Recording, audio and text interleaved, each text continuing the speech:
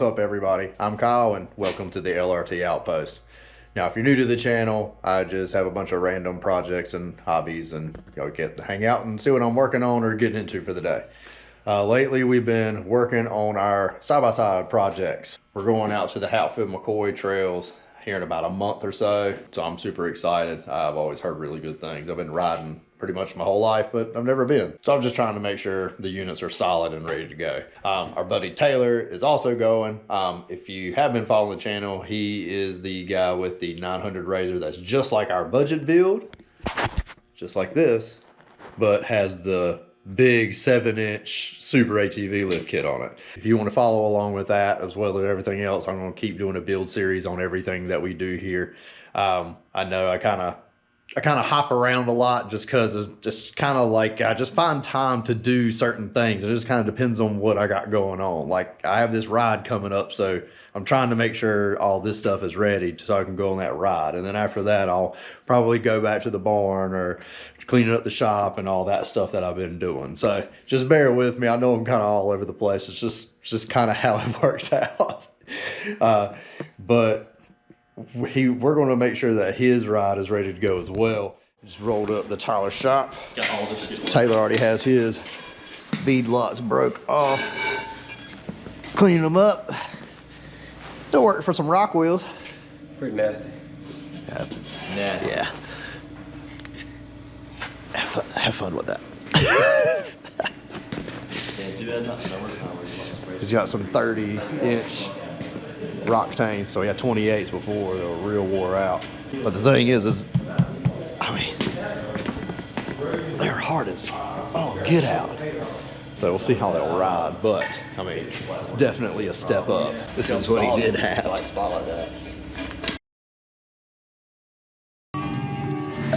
Might be going a little overboard here, but I don't give a shit about the rims. Just want bitches to see.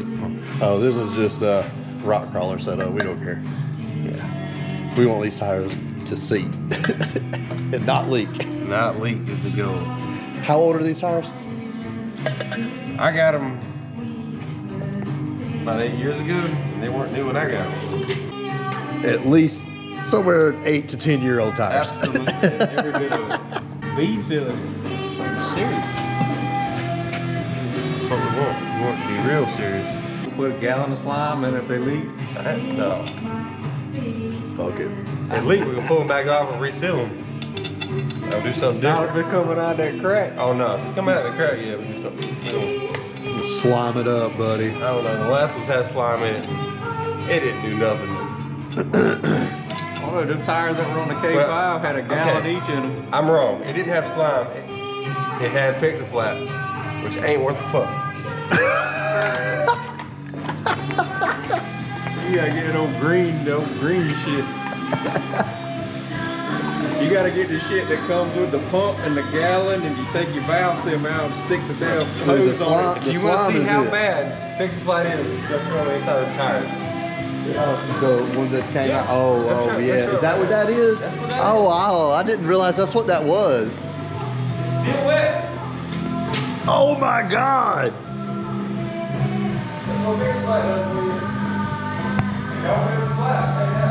Oh my God. They're all like that. Ain't that crazy? That is nuts. That's what Fix-A-Flat does for you. Slime might be different, I don't know.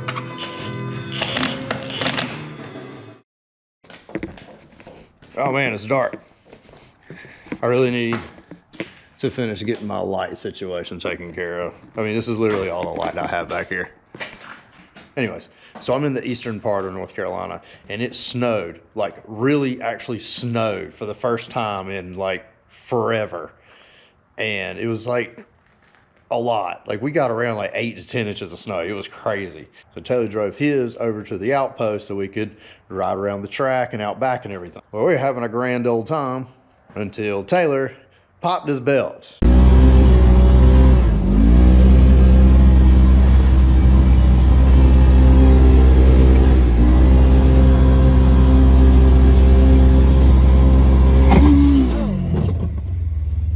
Not a big deal because he already had the clutches on the way and a spare belt. Again, went with mother clutcher, primary and secondary, and a new belt. The issue is that we are now in the back of the barn. So pop belt is issue number 1. Issue number 2 is the flat tire. So we got a couple things working against us, and also I don't have much light back here, but we're going to work with what we got like we always do. So I'm going to go ahead and get started on this thing without Taylor. I was supposed to help him do this the other night, but he ended up helping me finish up a project on my 900 RZR, and we didn't get a chance to get to his. So I felt bad. So it's kind of like a surprise. I'm not telling him I'm doing this. I mean, he already bought the parts and everything, but I guess it's not that big of a deal. But I'm just not going to tell him. I'm just going to pull it in here, and I'm just going to go ahead and work on it for him. I'm going to take my spare belt that I had laying around. I think I'm going to slap it on there real quick, pump the tire up just so we can drive it around and get it in here.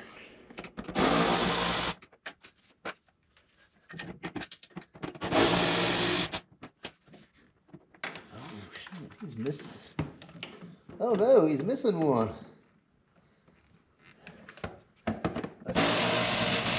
Well, that's a good thing to find out now. There we go. Ooh, I hear a lot of belt pieces. These belt box lids are always hard to get out of here.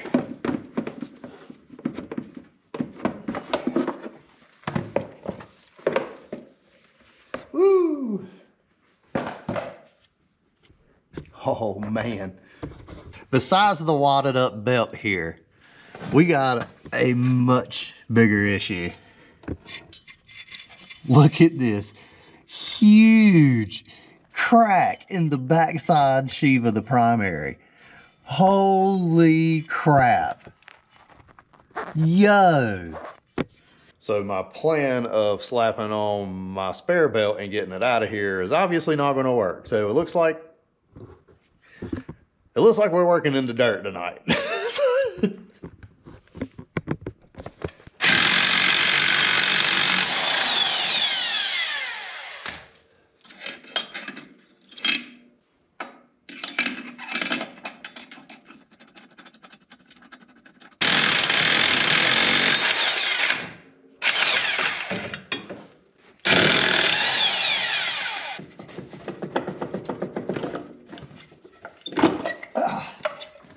I've done a couple of videos on how to remove the clutches on these units. Our 900 and the Pro XP, very similar across all the builds, but I'll do a couple of tags of those videos if y'all want to go check them out if you need to. Here's the problem. That gigantic crack, and it's not just the backside sheave. It's the whole clutch. Look at that. Holy smokes, dude.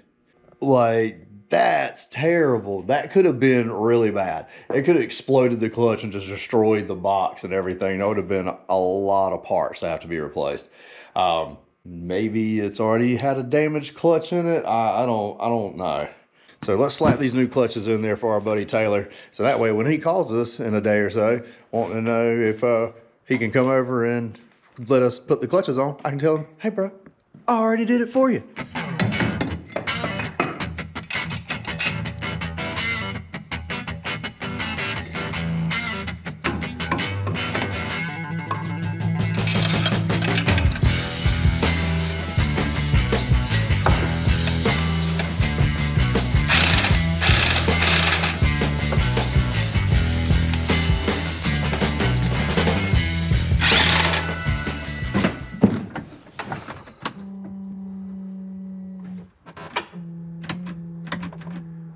Oh no. Wouldn't you know it, freaking battery's dead. Got my little battery charger. I'm gonna put it on the charger for him, but just so I can check everything, make sure everything looks good. Got a little jump pack. I got this from Harbor Freight. If you don't have one of these, you should definitely get one. I don't know, maybe it's got a little sound roof. I don't know if it's a name brand or anything. I'm not sure. But I mean, it's pretty nice. It sounds pretty good. It's got a radio and everything. But I don't know if maybe that guy accidentally got left on because it looks like it's like a head unit, like a car. But anyways, it was dead.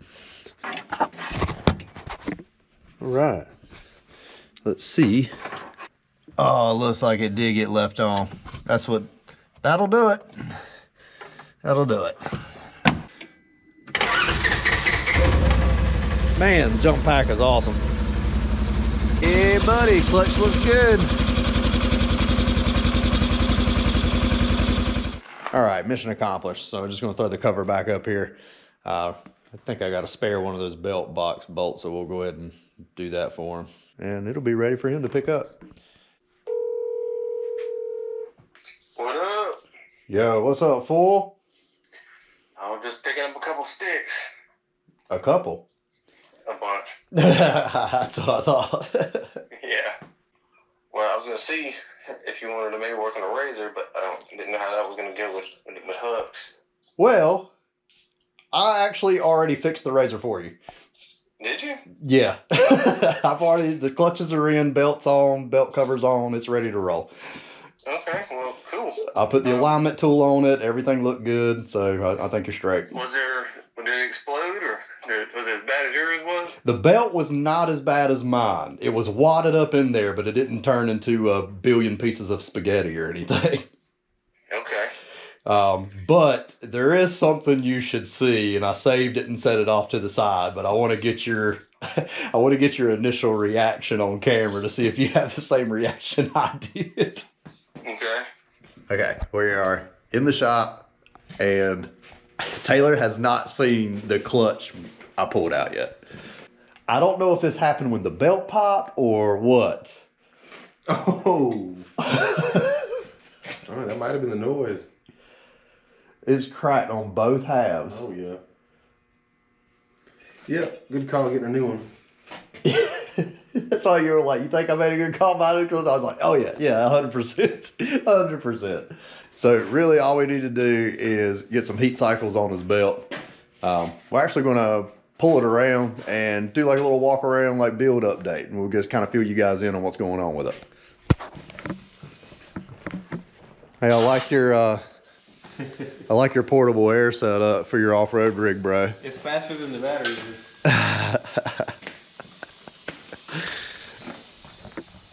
You gotta do what you gotta do.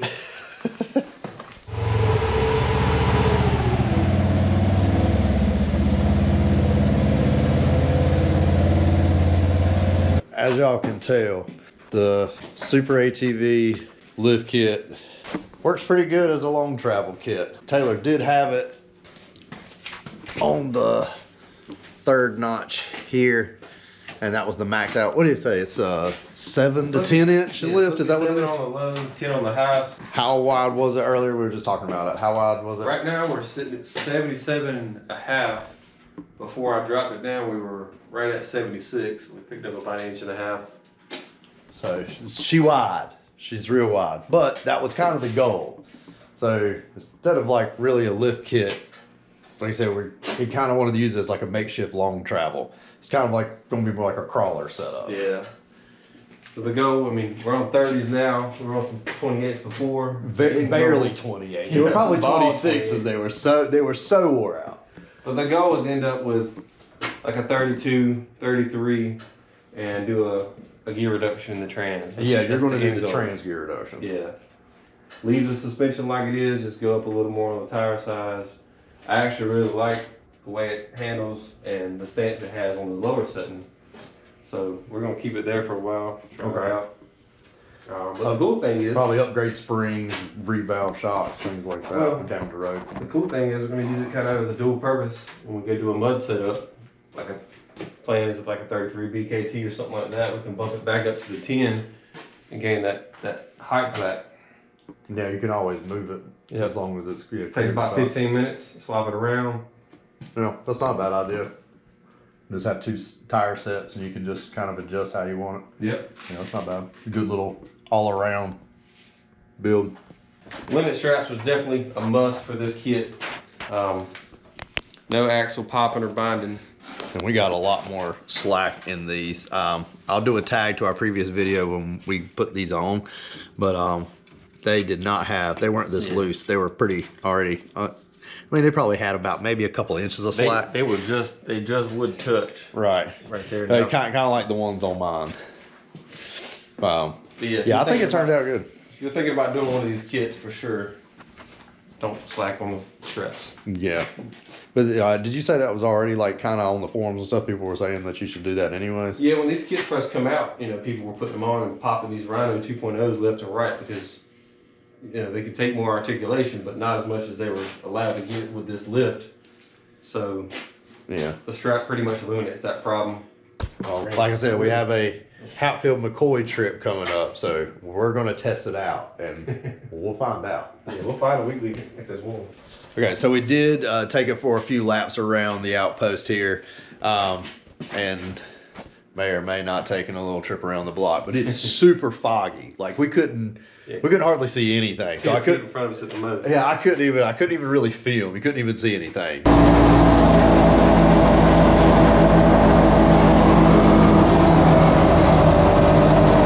But anyways, initial impressions, mother clutcher kit for the 900. I was already pretty impressed with the one for my Pro. I think we're okay. Yeah, so far so good. Feels really nice. Butter smooth on the takeoff so far. Which was a huge problem with the 900s. Yeah. So the 15s have that rapid reaction secondary, and it's super clunky, super jerky. It was even noticeable for me, and I don't even drive this one regularly. It definitely does feel a lot smoother. Now, you ran into an issue, though. You wanted to get the engine braking. Okay, so that rapid reaction setup, well, that's the secondary, but the primary doesn't have a one-way bearing in like the 915s. I think all 15s maybe. I can't remember exactly. I think all of them do, but they do not have the engine braking. So the primary has the bearing just free spins either way. Yeah. So it doesn't, like, once the RPMs, like if you're going downhill, once the RPMs and the wheel speed kind of matches up, it just free spins, just like a roller coaster, or like free rolls. Here's our busted crack unit. Yeah. Yeah, you got a full two-way bearing. So engine braking from 0 to 5 basically just adds it where it will go one way but not the other. Right. So if you're like descending down a hill, the clutch will stay engaged and the engine RPMs and stuff will still like kind of help casually guide you down the hill instead of you just bolting down like I said, like a roller coaster going down, like they do from the factory, and it can be kind of sketchy. So he ordered it with the one-way bearing that gives him the engine braking, but you had to do it separately, right? Yeah, for anybody interested, you can't order the bundle deal. You have to go in there. I called them, got the part numbers. They sent me what I needed, but you do have to order the primary and the secondary separately. So just word to the wise if you want to do that upgrade. And it's still like the same style clutch, right? Like you can still all the same clutch kits, like all that stuff works. Yeah. Like any clutch kit that fits the 900, like specifically 15 mile in our case, you order the same clutch kit. It should bolt right in. Right. We're probably going to test that before too long in the near future. Right, but it's already supposedly just like my Pro. It has an upgraded primary, upgraded secondary. They said it's good for up to a 30. Okay. So that's what we're on now. And we're gonna slap the winch back in here. Oh, it's an actual Polaris winch. Oh, that's cool. 4500. It does work. Definitely think it's time for a new rope for sure. Like when I did finally cut it, it went in and out. And it's got a little pressure plate. Yeah. But yours is like installed up in here. That's like where you buy like the plate from anywhere. It sits up in there. Mine's on the front, which I like a little bit better because it is kind of a pain. So we're going to try to finagle this thing back in here, and we're going to replace that winch line. All right, I'm going to try to finagle it in there to you. Okay. I'm going to kind of try to help me guide it, make sure there's nothing in the way.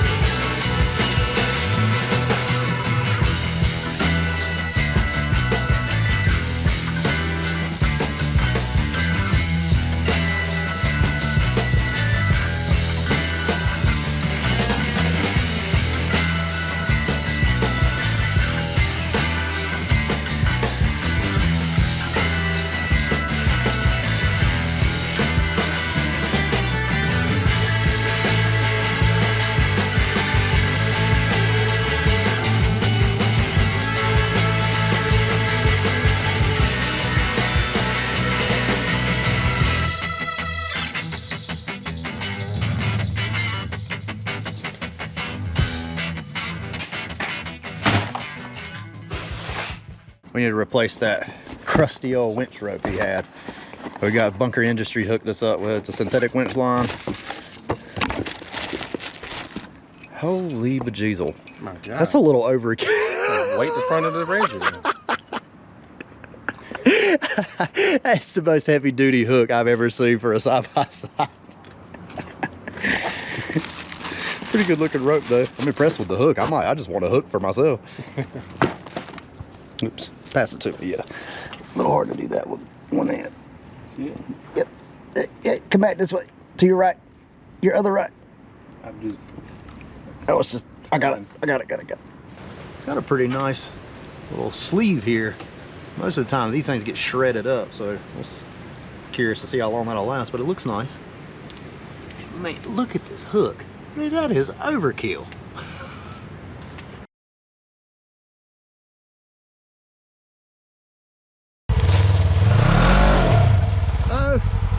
His U-joint got destroyed earlier already, so that's why we're having to winch it over. All right, so shout out to Bunker Industries for the winch rope.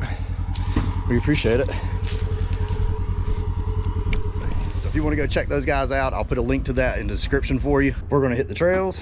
If you want to stick around for that video, make sure you hit that like, hit that subscribe for me, but we're going to go have some fun. So I'm going to catch you guys in the next one.